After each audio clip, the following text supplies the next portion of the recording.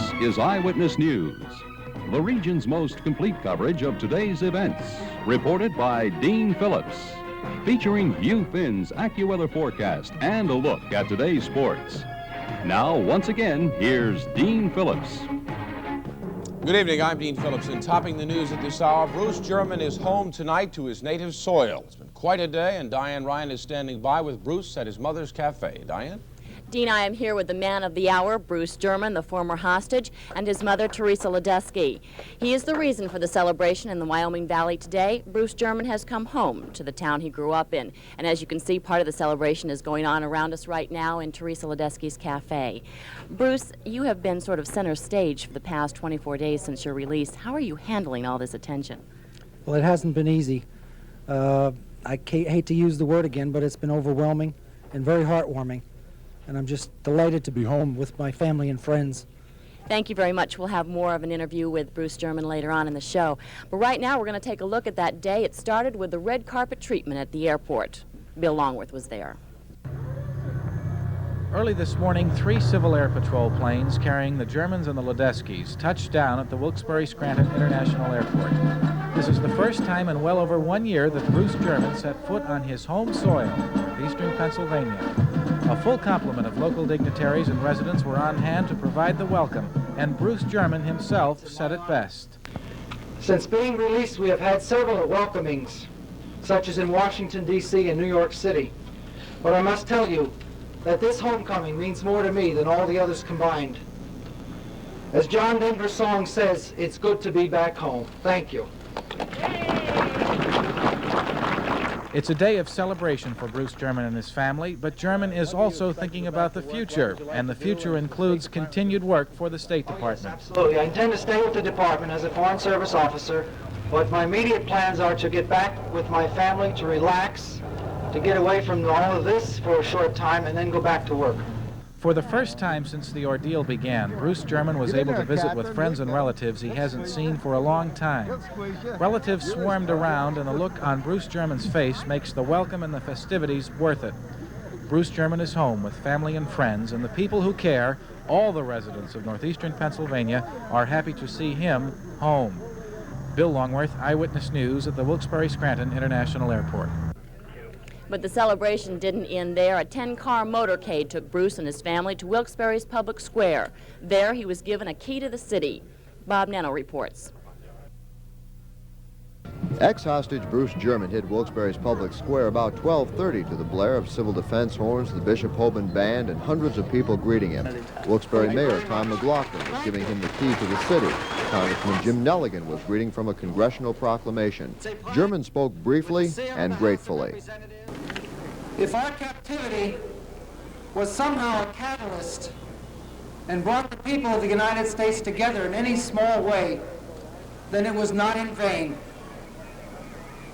Because I believe with all my heart that you and I live in the greatest country in the world, and we should all be proud to be Americans. Thank you, and God bless you. Even after 3 weeks, people were waving flags and wearing the well-worn hostage buttons. Former Congressman Dan Flood says it is in the finest of American traditions. German left the way he came in, shaking hands and waving to the people on Public Square. Bob Nenno, Eyewitness News, Wilkes-Barre. Then a parade in Edwardsville featuring majorettes and marching bands and a mob scene. Kathy Bozinski picks up the story. By 12:30, the excitement was building. The bands tuned up, the cheerleaders tried to warm up, and there were some last-minute touch-ups as the crowds gathered to await the man of the hour. Soon there were flashing lights on the horizon, and within minutes, Main Street in Edwardsville was filled with sound and color.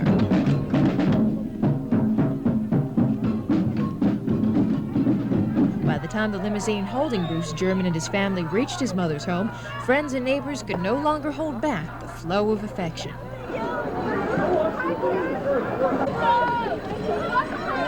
Learn how to move. Everybody loves a parade, and today in Edwardsville, everybody loves Bruce German. On the parade route, Kathy Bozinski for Eyewitness News.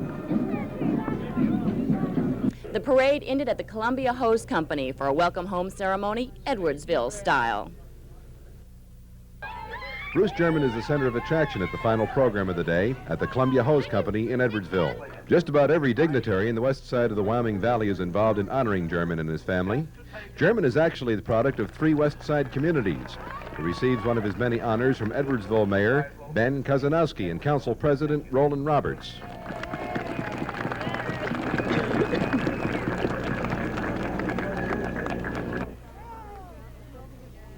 Actually, German is a native son to the city of Nanticoke, and 15,000 Trojans present him with the key to the city through their mayor, Stanley Gladzinski.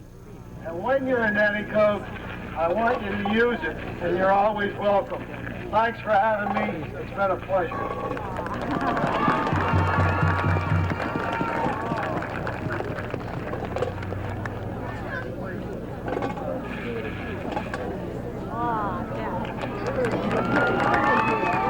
Then it's Larksville's turn, where German graduated from high school in 1953. Therefore, I, John Dubinsky, Mayor of Larksville Borough, do proclaim that Friday, February the 13th, 1981, is Bruce German Day in the borough of Larksville. Thank you.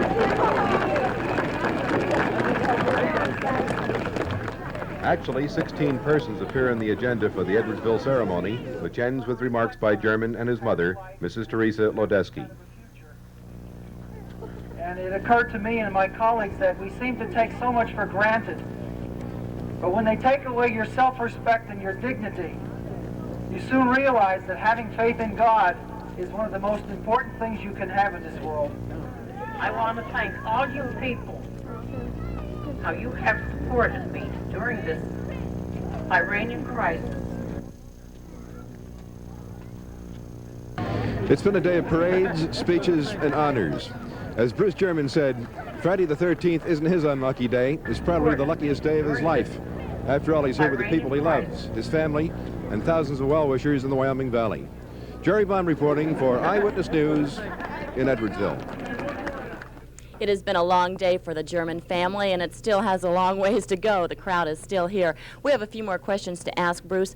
One question I wanted to ask you was, when you first got off the plane in Frankfurt, one of the questions you said the only way you'd go back to Iran is in a B-52. Do you still feel that way? Well, I'll repeat myself, I was being facetious at the time, but that would be the only way, yes. So the bitterness is still there? I beg your pardon? The bitterness is still there? No, not so much bitterness, great disappointment. When you say great disappointment, what do you mean by that? In the way we were treated, in the entire handling of the situation by them. Were you mistreated during your captivity? For myself, no, not physically. Emotionally and psychologically, yes, practically every day. What was the first thing you did when you came home? You mean the second? He still won't answer that question.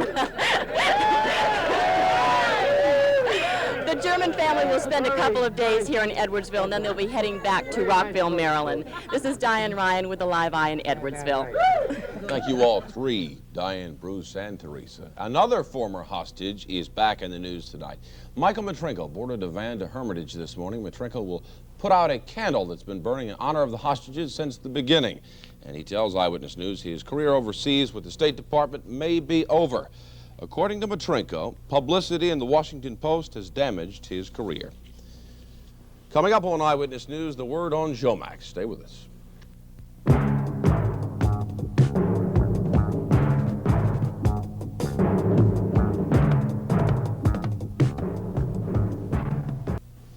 First-degree murder. That is the ruling tonight in the case of Raymond Jomax. Kathy Bozinski takes a look now. Guilty of first-degree murder. Judge Bernard Podkasey made that decision on the fate of Raymond Jomax, concluding that the murder of John McNulty was premeditated. District Attorney Chester Murawski is pleased because the judge did more than just make a ruling. Importantly, in his decision, Judge Podkasey not only found Raymond Jomax guilty of first-degree murder, but he specifically said he rejected the defense theory of the case. And by rejecting the defense theory of the case, he cleared the good name of John McNulty and removed the dastardly charge that was made against him. As expected, Jomax's attorneys aren't satisfied. I don't think that the Commonwealth proved the first-degree murder conviction. I feel that the necessary requisites for the finding of first degree requires that the Commonwealth prove intent. and I just can't see where they proved it, and I am considering an appeal. Though she wouldn't appear on camera, McNulty's widow Susan, who's been present through the hearing, said she's satisfied with the first-degree verdict. Jomek will probably face a sentence of life imprisonment. Kathy Bozinski, Eyewitness News, Luzerne County Court. The headquarters of Encelaco Markets is gone tonight. The place was destroyed by fire in Pittston this morning, and fire investigators are on the scene at this hour. More than 100 firemen battled the blaze, but to no avail. A total of 4 businesses, by the way, are gone. The cleanup in Matamoras is going well tonight. Yesterday, more than 2,000 people, as you know, were forced to evacuate when the Delaware River went over the banks. Now, most everybody is back in their homes tonight, and they should be warm, as Marian Connor reports. 41 people slept on these cots at the evacuation center last night. They're all going home today. Tonight, this room will be completely empty. Mostly elderly people stayed at the center. After they had lunch today, ambulances took them home. Their houses were the first to get heat again. They were happy. I'll be able to see all my favorite TV programs quick. The other 2,000 evacuees stayed with relatives and friends last night. Today they waited for their turn with the gas company, which is solving all of their basic problems. Orange and Rockland's men are turning the gas back on, checking the furnaces and all the electrical lines. By late tonight, almost everyone should have heat. Then the water can be turned back on and the cleanup can begin. At this point, most of the homes still have frozen carpets and mud-covered floors. The telephones are still dead, and the water that there is has to be boiled before it can be drunk. The shock hit me more today than it did yesterday. Yesterday it didn't seem like it happened, but today when you look around, it did happen. Now it's time for each homeowner to do the repairs, to get rid of the mud and the musty smell, and to try to get his life back to normal. Connie Keener told us that she thinks out of every tragedy, something positive comes. Everyone's more concerned about each other more than they usually are. I got to know more neighbors now than I've known in the 2 years I've lived here. Marian Connor, Eyewitness News, Matamoras. Very sad note to that story. Now the body of 60-year-old Rose Devens has been found several blocks from her home in Matamoras. The woman is apparently the first person to be found dead after all the flooding there. It is a sad note. It was a killer storm. It certainly was. Unbelievable. And it looks like the second ice age there with those great big blocks of ice left in the front yards. However, contrast that with the beautiful weekend we're going to have, and it's just unbelievable. Good news. After this.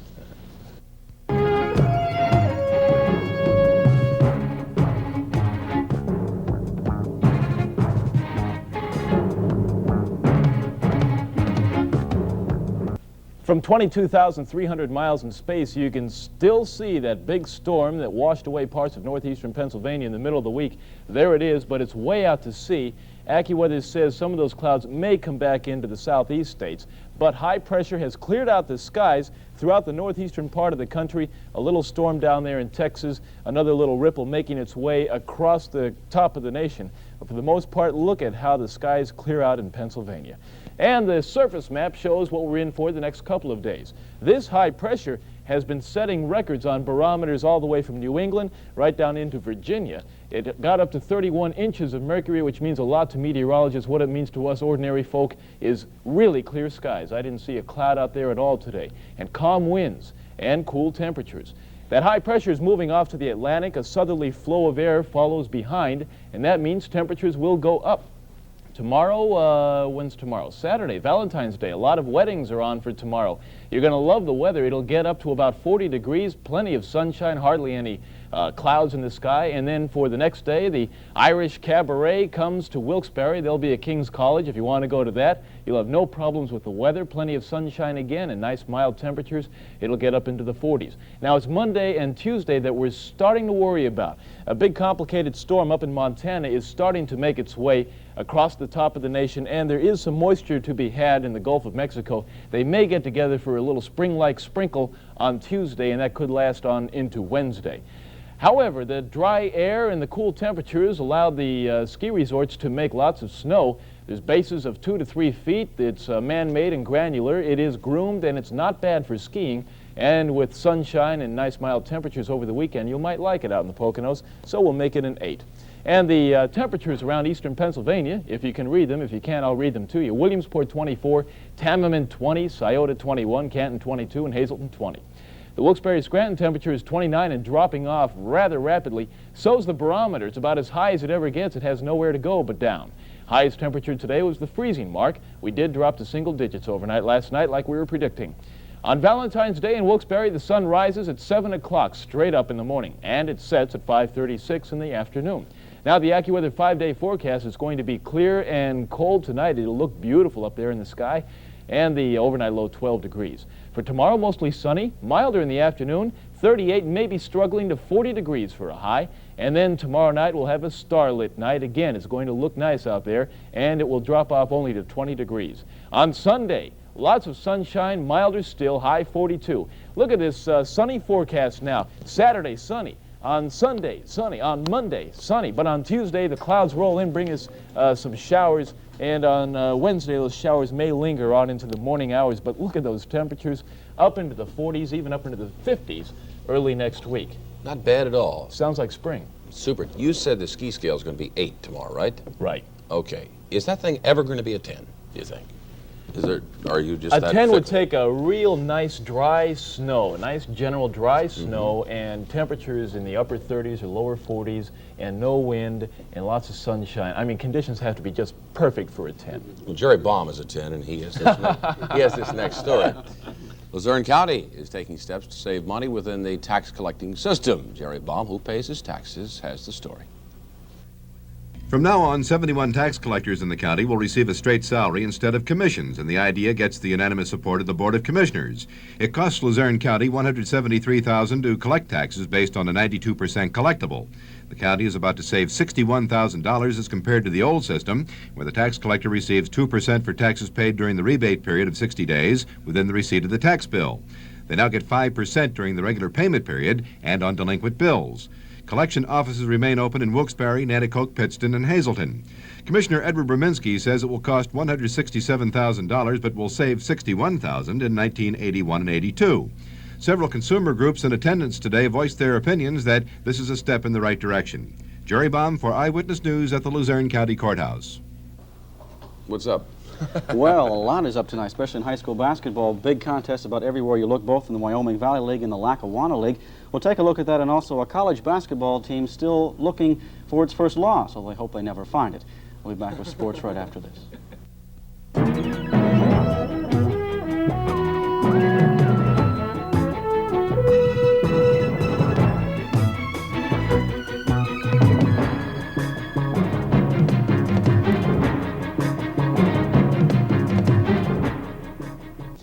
Now, a big test tonight in the second half of high school basketball again everywhere, but the talk right now still from the majors last night. There's a race again in the Big Ten. Ohio State's got its house back in order and making a run for the Midwest crown. Last night, a rout over number 12 Michigan. The spark for the Buckeyes, the smallest man on the court, but owned the biggest gun last night. Todd Penn, all of 5'9", pumped in a career-high 24 points. Usually a 35% shooter, Penn hit 12 of 16 shots, including a perfect 6-6 for a stretch during the first half. Final Ohio State 105. It was Michigan 87. Two more major notes from the majors last night. Maryland stuck Clemson last night to pick up a crucial win in the Atlantic Coast Conference, and we've still got two perfect records in the top 20. Oregon State holding on to the latest one. Oregon State came out blistering hot. The Beavers made 9 of their first 10 shots, and immediately they pulled away to a 10-point lead. The rout was on. Steve Johnson was a tower of strength for the Beavers. He scored a game-high 20 points. Senior Jeff Stout came off the bench to score 18. Stout connected on 8 of 9 from the field. The Beavers shot 75% in the first half, and they didn't cool off. The nation's top-rated team made 9 of its first 13 shots after the intermission. The Beavers shot 72% for the game. The Beavers coasted to a 78-61 victory over the Oregon Ducks. Oregon State is now 20-0 on the year. The Beavers play Saturday at St. John's in a nationally televised game. From Eugene, Oregon, this is Scott Lind reporting for NBC News. Now, there are some high school sports fans who will swear wrestling can never come close to the popularity of a good, tight basketball tilt.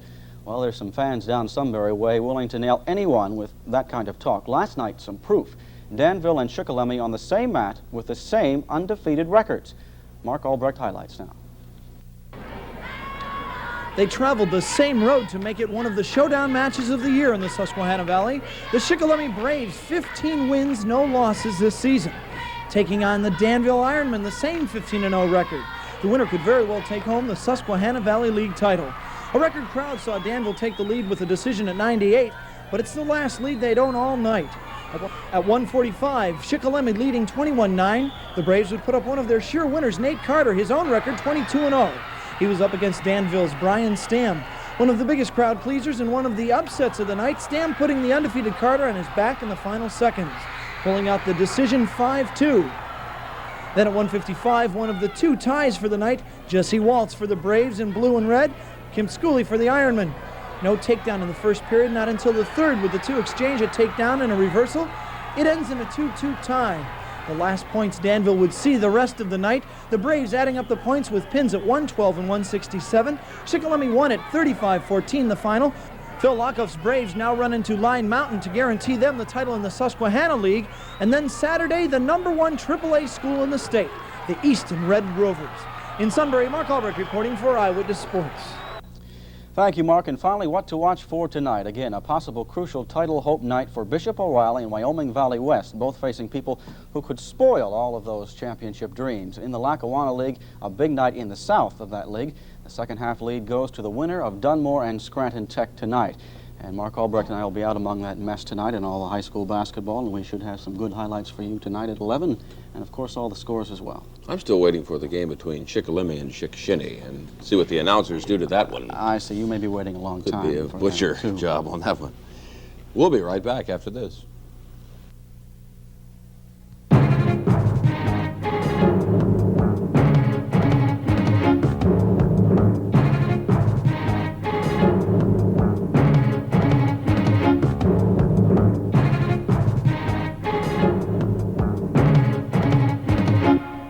A few minutes ago, got a phone call, Hugh, from our friend down in Williamsport, Rick Mason. He says that all the water restrictions are being lifted now because of all the rain recently. Some good news anyway. Bear in mind, though, they weren't quite as bad off as the extreme eastern half of the state, so the water restrictions are still on that were on out in this part of the country. Are you a triskaidekaphobist?